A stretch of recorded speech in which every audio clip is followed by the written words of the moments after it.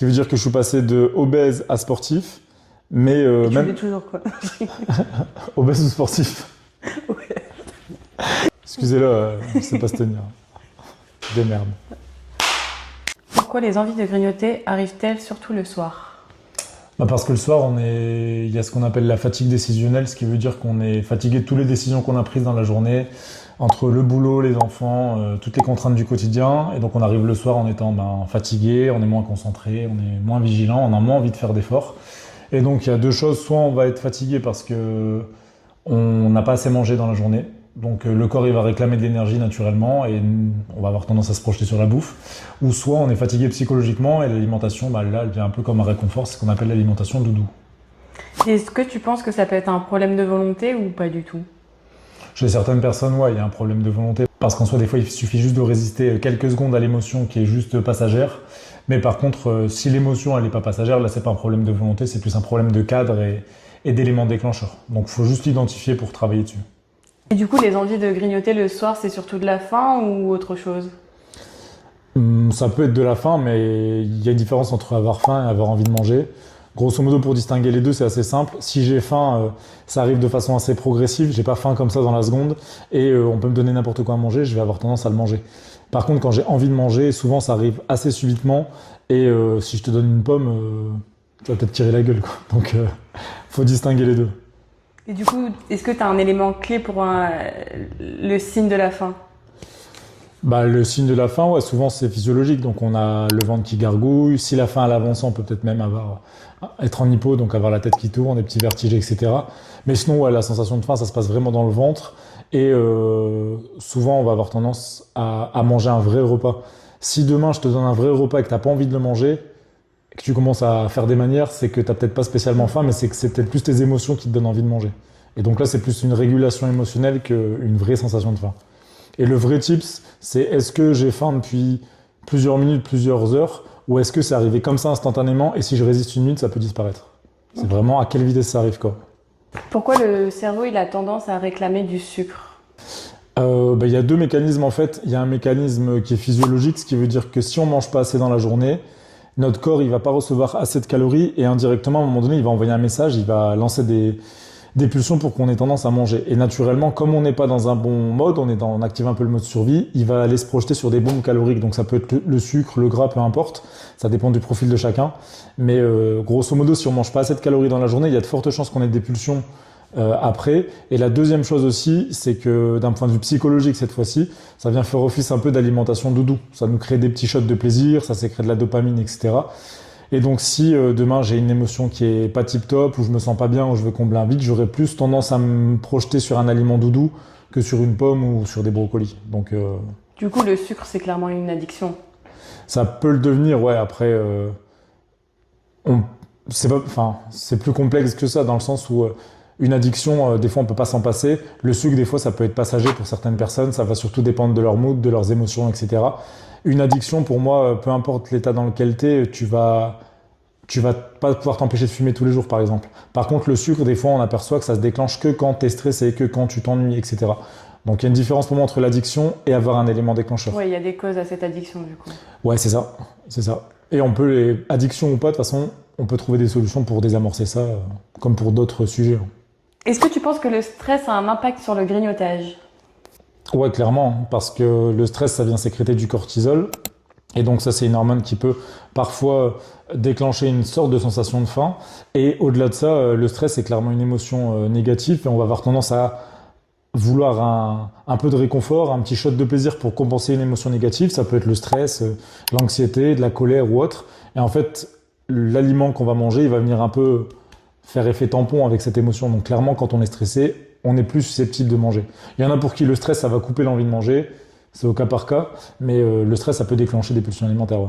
Est-ce que tu peux nous en dire plus sur le cortisol, l'impact que ça peut avoir sur le stress directement? Le cortisol, c'est la conséquence du stress. Donc, en gros, quand je suis stressé, mon corps va avoir tendance à sécréter du cortisol. Mais le problème, c'est que le cortisol, c'est une hormone qui va mettre à disposition de l'énergie dans l'organisme. En fait, on a des réserves de sucre dans le sang et par défaut, quand on remonte dans la préhistoire, le cortisol il était sécrété quand on était en mode survie pour donner de l'énergie à l'organisme et pour nous permettre de fuir très vite. Sauf qu'aujourd'hui, quand on est stressé, on vient sécréter du cortisol, mais on peut très bien stresser dans sa caisse. Sauf qu'on n'a pas besoin de cette énergie pour aller fuir quelque part, etc. Donc en fait, on a de l'énergie qui vient dans notre corps, mais on n'en a pas besoin. Donc en fait, ça vient favoriser aussi le stockage de graisse et en même temps déclencher potentiellement des envies de manger. Donc ça peut être un poison. Pourquoi une mauvaise journée finit souvent devant le placard?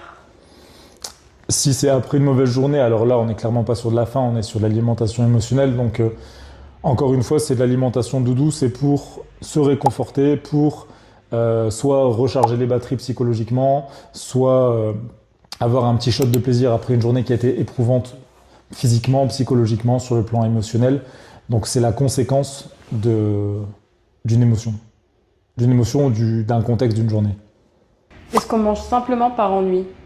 On peut manger par ennui, ouais. De base, on est censé manger parce qu'on a faim. Mais dans le cadre de l'alimentation émotionnelle, on peut manger par ennui parce qu'en fait, parfois on manque de stimulation. Et on le voit d'ailleurs en 2026 avec les réseaux sociaux.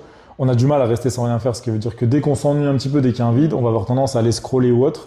Et donc, c'est un peu le même mécanisme qui se répète pour l'alimentation. Donc, si je sens un vide émotionnel ou bien un vide de stimulation, je vais avoir tendance à combler ce trou-là avec soit une activité, soit la bouffe. Et en plus de ça, l'alimentation, c'est quelque chose qui nous fait plaisir. Par exemple, moi, je suis amoureux de la bouffe, donc ça va me faire plaisir. Si je m'ennuie, je suis plus susceptible de manger si je suis pas occupé.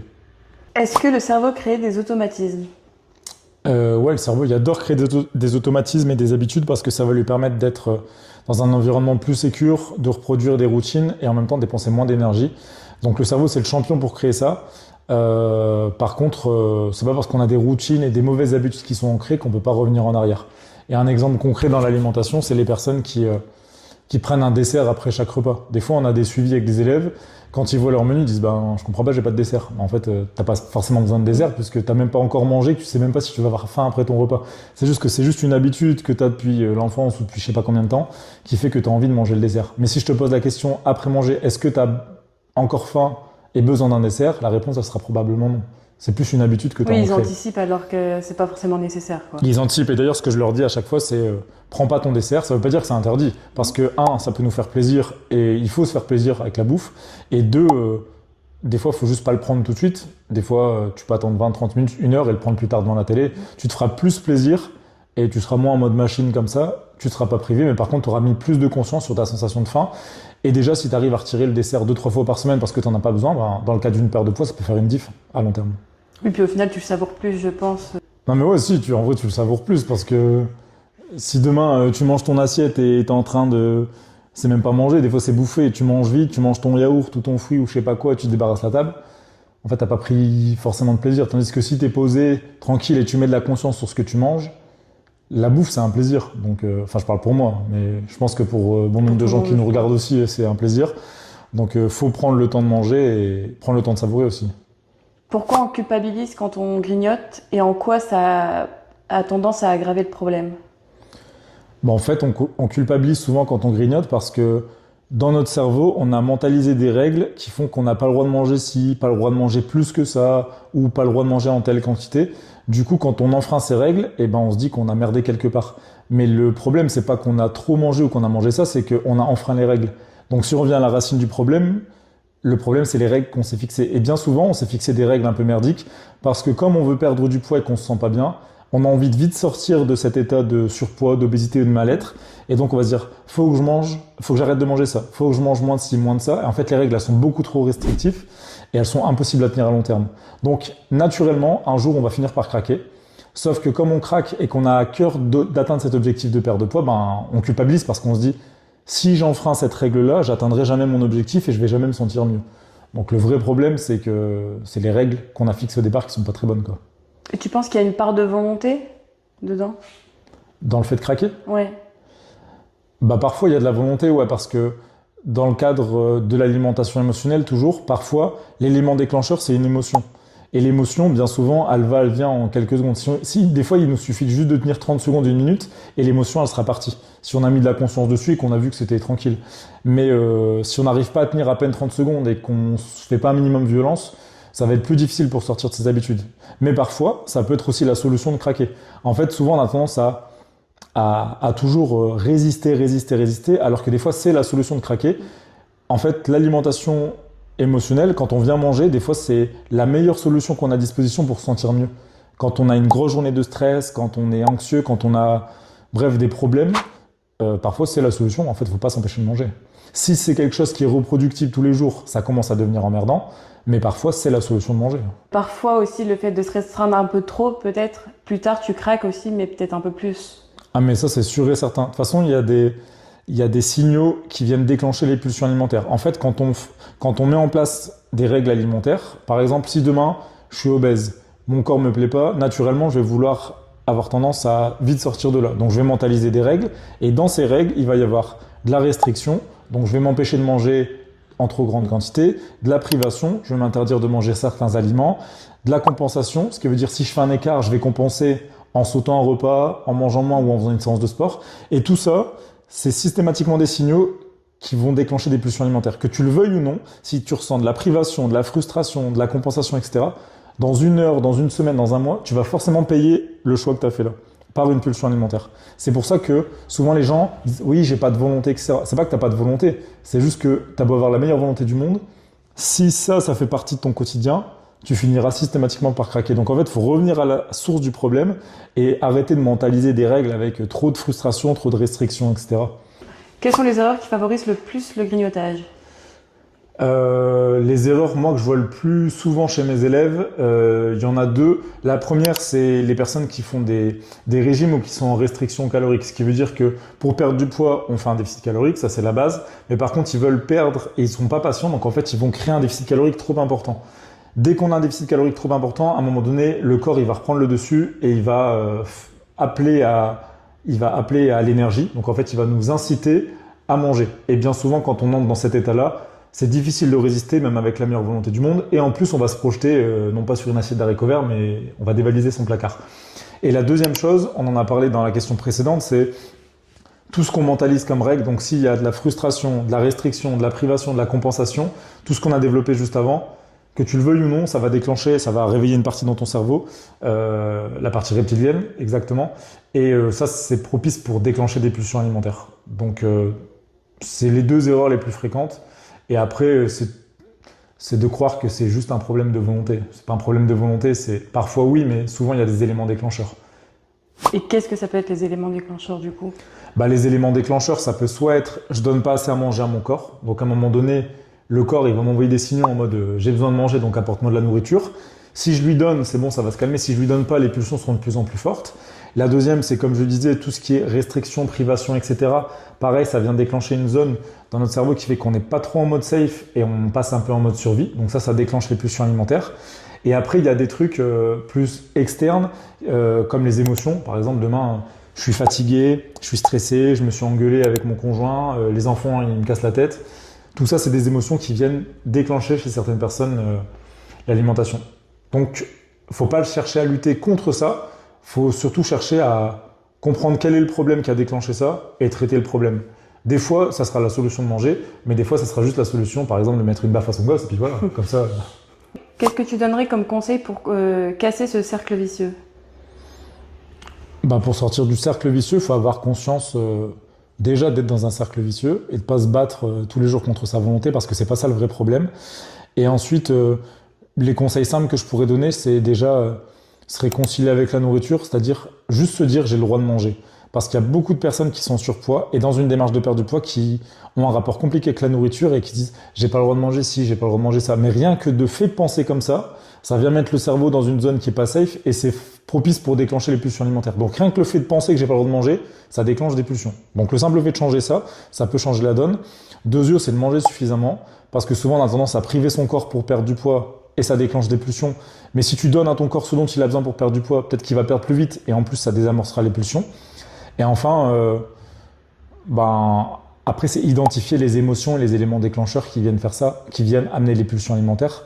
Ça peut être une émotion, ça peut être aussi une blessure qu'on n'a pas guérie. Donc ça, il faut mettre de la conscience dessus. Du coup, parmi les 3 conseils que tu viens de donner, c'est lequel le plus pertinent et le premier à mettre en place du coup, selon toi? C'est au cas par cas, parce que chaque personne est différente, mais un truc que tu peux mettre en place dès maintenant, c'est accepter le fait que tu as le droit de manger. Ça prend 3 secondes à mettre en place dans sa tête. Tu te dis juste, j'ai le droit de manger, je suis un être humain, j'aime la bouffe, j'ai le droit de manger. Et rien que ça va changer ton état d'esprit et ça va mettre ton cerveau dans une zone un peu plus safe. Et après, sinon, pour le reste, c'est au cas par cas. Chacun a ses propres éléments déclencheurs. Qu'est-ce que tu dirais à quelqu'un qui culpabilise tous les soirs sur son canapé? Bah, si tu culpabilises parce que tu manges et parce que tu grignotes et potentiellement parce que tu es en surpoids, je te dirais que c'est pas un problème de volonté déjà, c'est juste que tu es enfermé dans un cercle vicieux où c'est des mécanismes qui se sont mis en place. Donc déjà la bonne nouvelle c'est que c'est pas voué à l'échec, c'est pas à vie comme ça. Donc on peut changer les mécanismes, il suffit juste de les identifier et, euh, et arrêter de penser que tu es voué à rester dans cette situation-là parce que, un, c'est possible de changer, deux, tu mérites mieux, et trois, je pense que les personnes qui sont enfermées dans cette spirale-là, elles font beaucoup d'efforts au quotidien, c'est juste qu'elles mettent leur énergie dans les mauvais choix. Et c'est normal parce qu'en fait, on pense que c'est la bonne décision de lutter contre ça, mais ça aggrave le problème. Du coup, c'est juste mettre toute l'énergie que tu as mis jusqu'à présent dans les bonnes solutions et tu verras que ça va se désamorcer assez vite. Surtout pas perdre confiance en soi parce que moi, j'ai vu des élèves qui étaient dans des situations très délicates d'un point de vue émotionnel, d'un point de vue poids, d'un point de vue santé, etc. Et peu importe le profil, on peut réussir à sortir de ces cercles vicieux. Il faut juste trouver l'élément déclencheur et bosser là-dessus ensemble. Dernière petite question, et toi, est-ce que tu grignotes? Moi, je grignote jamais. Gros menteur, c'est un mensonge. Non, si ça m'arrive de grignoter, mais non, mais en fait, j'apprends à gérer. Pour moi, c'est que mon avis perso. On peut pas dire j'ai réglé le problème des troubles du comportement alimentaire ou de l'alimentation émotionnelle. En fait, pour moi, c'est apprendre à surfer sur la vague. Par exemple, moi avant j'étais obèse, je suis passé au statut de sportif. Et pour autant, ben, même quand j'étais sportif, j'avais un putain de rapport compliqué avec la nourriture, ce qui veut dire que je mangeais n'importe quoi. J'alternais entre les régimes restrictifs et les périodes d'orgie alimentaire. Et j'ai compris avec le temps et en me formant, etc., que il y avait des éléments déclencheurs, les émotions, etc., ce que j'enseigne aujourd'hui.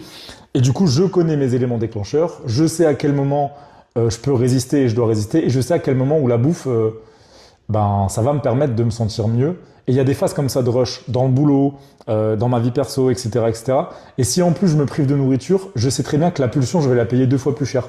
Donc exemple concret, au lieu de manger un bol de chips, mon truc c'est pas les chips mais c'est un exemple, au lieu de manger un bol de chips, si je résiste à ce bol de chips, je vais en manger 4, tu vois.